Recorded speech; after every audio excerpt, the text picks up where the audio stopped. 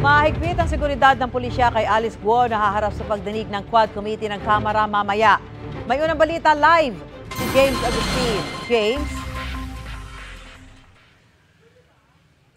Susan, good morning. Nantabayanan natin dito sa labas ng PNP Custodial Center sa Camp Crame yung paglabas ng convoy sakay si Alice Guo patungo sa Kamara ngayong araw. Ito ang unang beses na harap si Guo sa Kamara sa pagpapatuloy ng pagdinig ng Quad Committee sa iligal na operasyon ng POGO o Philippine Offshore Gaming Operators. Nauna ng hiniling ng Quadcom sa Valenzuela Regional Trial Court na makadalo si Guo sa pagdinig.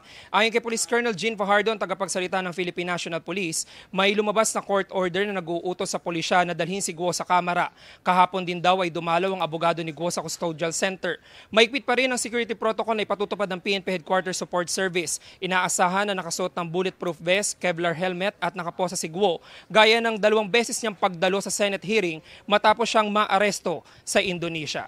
Samantala ngayon Susan, umaga nakikita natin na meron ng movement dito sa PNP Custodial Center. May mga dumating na dito na mga pulis mula sa PNP Headquarters Support Service na kasama doon sa convoy. May nakita na rin tayong ambulansya mula sa PNP General Hospital.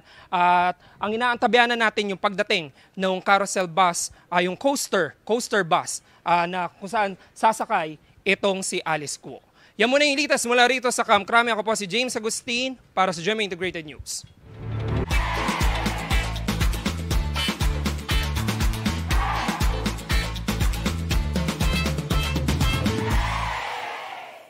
Mga kapuso, para una ka sa mga balita, mag-subscribe sa GMA Integrated News sa YouTube.